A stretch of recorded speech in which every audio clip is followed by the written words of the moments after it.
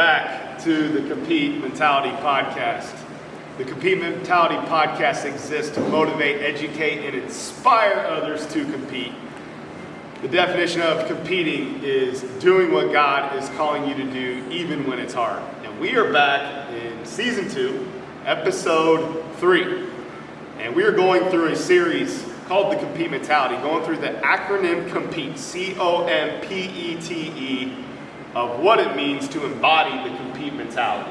So, week 1, I'll recap for those of you who are just joining us. For those of you who have joined us, you'll remember this. But for those of you just joining us, the C was commit to true north. And please go back and listen to these. They're on Spotify, iTunes, YouTube. Week 1 was commit to true north. Week 2 was be open-minded. We talked about asking yourself why last week.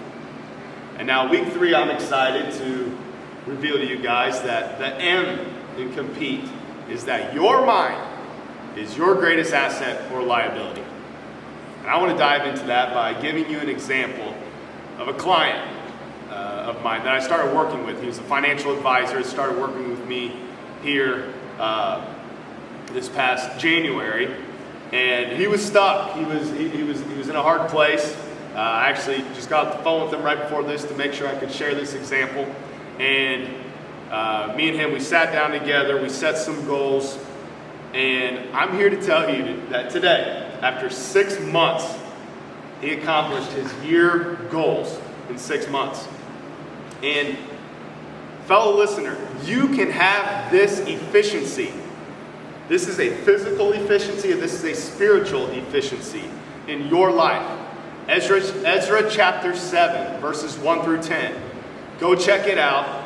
It's one of the most powerful scriptures in all of Scripture. It says no one ever. But I'm here to tell you, check it out. Ezra chapter 7, verses 1 through 10, where Ezra is taking this year-long journey from Babylon to Jerusalem to help rebuild the wall. And scholars say that this is a journey that takes a year long for any man to complete. And this was in the springtime, which was during a time of war. This was obviously where there's no hotels. This dude had to hunt for his food. I mean, when you think of it like Ezra being a scribe and a prophet, you kind of think of like, I don't know, a college professor or something. But this dude was more like Davy Crockett or Daniel Boone.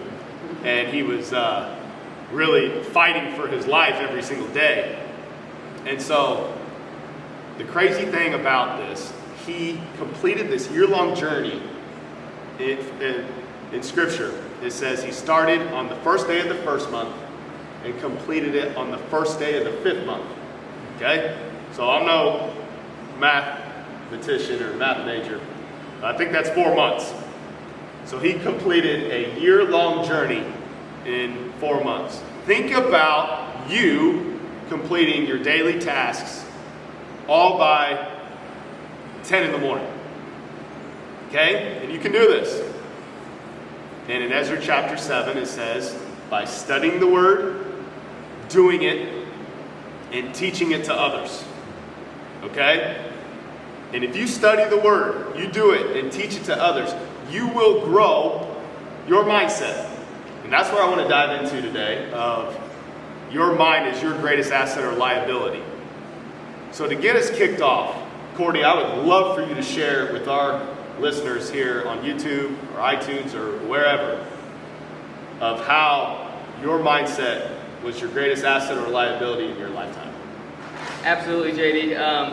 The story that I'm going to share is of my mindset being an asset to me was my path to become Miss Basketball and to go on to play at Purdue in college and then have opportunity to play pro ball. So I was in the 7th grade, so I have a lot of people ask me, when did you know that you could become Miss Basketball, you could go play in college, you could do all these things? And I said, when I was in 7th grade. And what I had to do during that time was I had to take a good hard look at who am I?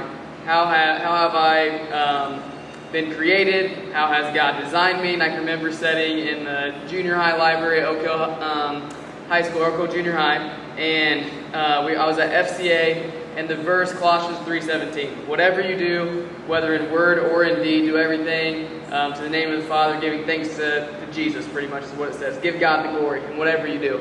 And I can remember sitting there, and I was pretty, top athletically in soccer, running sports, played baseball with the boys, was on the all-star team growing up, and it was good at basketball. And so I was sitting there thinking, wow, I can use the athletic abilities that God has given me to further the gospel. And so I had this passion ignited in me. And then I looked at my favorite passion sport, basketball, and I thought, I can be top player in the state, get Miss Basketball. So I started looking up who has been Miss Basketball in the past. I remember going on Google, looking up 2010, or looking up Miss Basketball Indiana, and there was a list, and I printed that list out. I put on there 2010 question mark, because that was the year I was going to be graduating. And then I took a mirror and I put it into my closet, and I put on there Indiana Miss Basketball 2010 question mark. So every day I'd have to wake up, look in the mirror, and ask myself, have I done everything I need to do to become Miss Basketball? Then I started surrounding myself and wanting to go watch girls who were in the running for Miss Basketball, or ladies who had already been Miss Basketball. So I started training with a girl named April Schilling, now is April McDivitt, 99 Miss Basketball, played in the league, played college ball, and I started watching her. Then there was a girl at Wawasee named Shauna Zolman. I started watching Shauna Zolman. She was playing at Tennessee for Pat Summitt, and I started to, in my mind, to form these thoughts of, I can be that. I can be Miss Basketball. And so there's a thing called the thought cycle. And so when I look back on, I was just doing all these things naturally, like it was just happening. But when I look back, I see that it was all my mind, and it was a mindset thing. Is you have your thoughts. My thought was be Miss Basketball.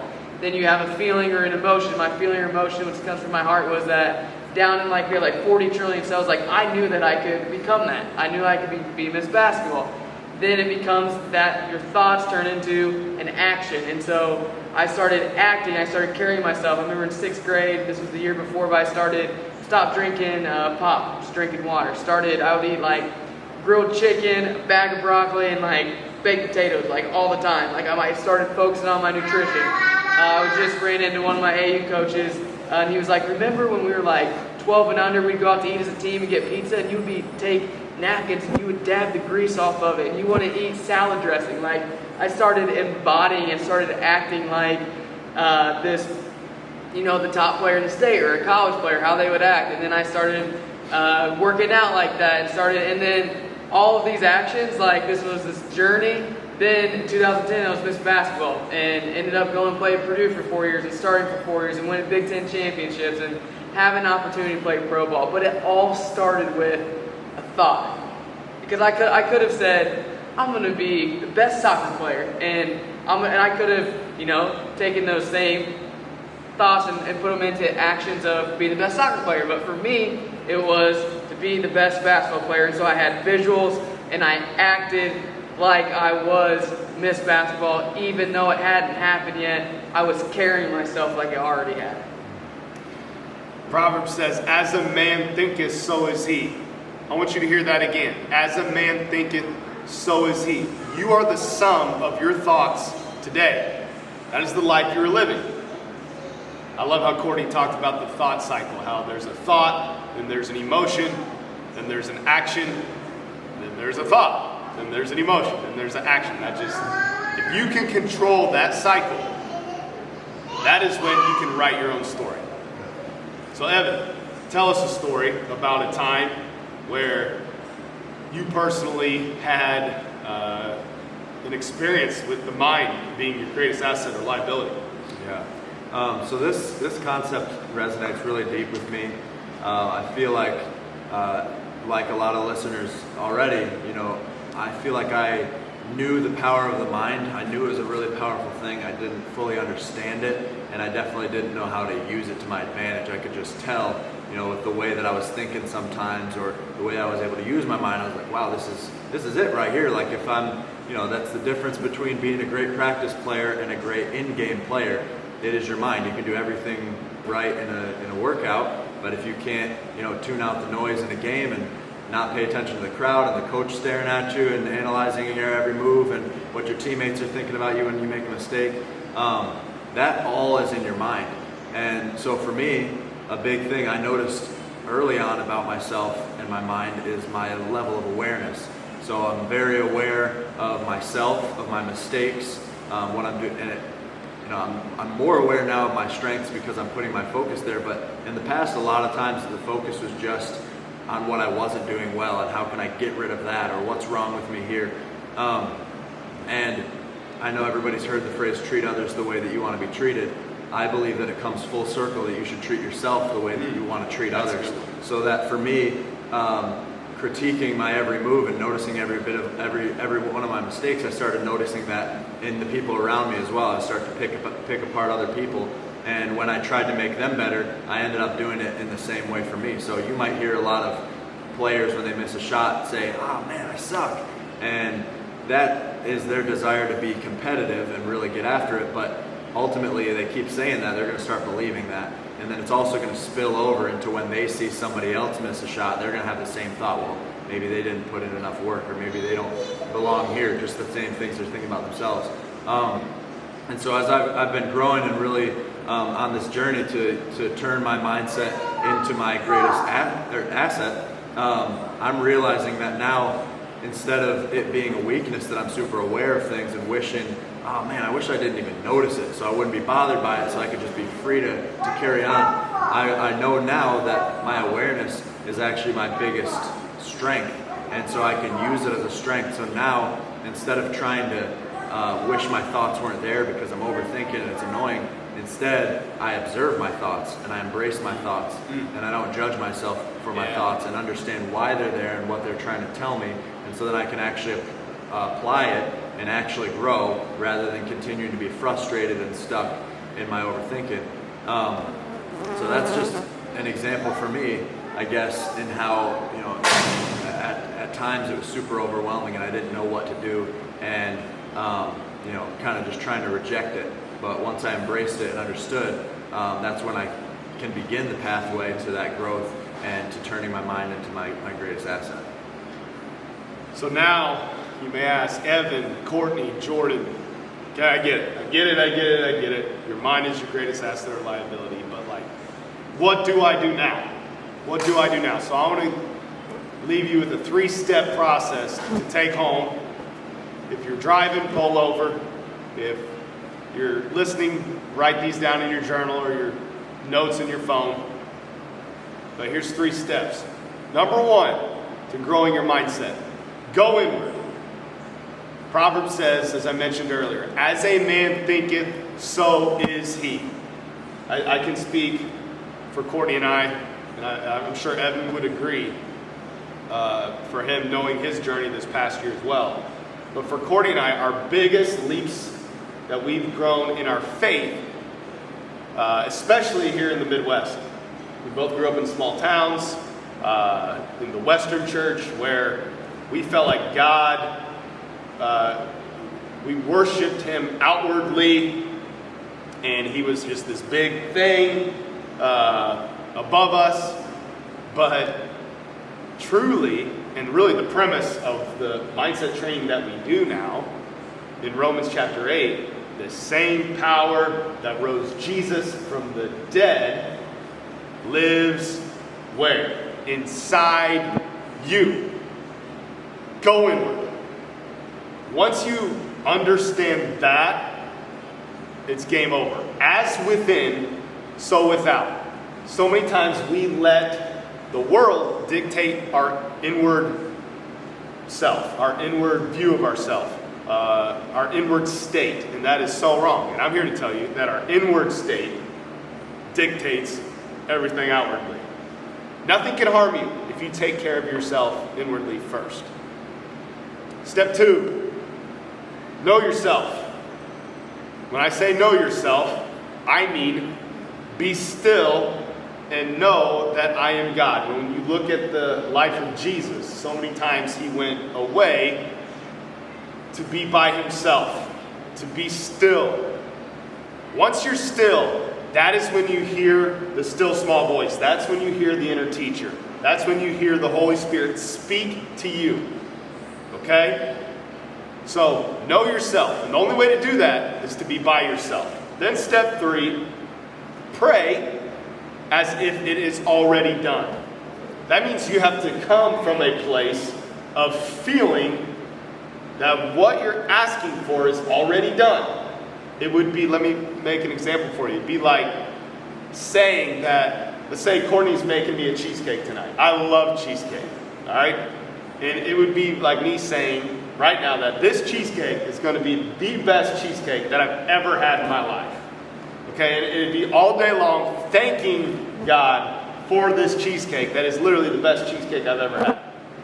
Okay? And then once I eat that cheesecake and experience that cheesecake, I know that it was the best cheesecake that I've ever had in my life. Is that a good example, you guys, of just how you have got to pray as if it is already done? That you have to come from that feeling. All day long, I experienced that feeling. Like I tasted it. I thought about it. I saw it. I saw myself cut that cheesecake with my fork. That thick cheesecake. I don't like that soupy stuff. Like that thick cheesecake that I cut with my fork. Then I tasted it. Man, it was so good. Courtney shared a great example. She, in 7th grade, she held the feeling of being 2010 Miss Basketball from 7th grade to 12th grade. 5 years. Then reality caught up with her faith. That's my challenge to you guys. Your mind is your greatest asset or liability. We're here for you guys. We're here to help you. You want to get in contact with us? Go to www.competetrainingacademy.com. Me, Courtney, Evan, we're on there. Reach out to us. Go to our Instagram, @CompeteTrainingAcademy, @EvanMaxwell_595. That was pretty good though. And guys, we just want to encourage you as you go about your day to compete, to do what God calls you to do, even when it's hard, to embody the compete mentality in all that you do. We can't wait to come back and reveal to you the next steps of the compete mentality as we journey with you through this. Be blessed, do what God calls you to do, even when it's hard.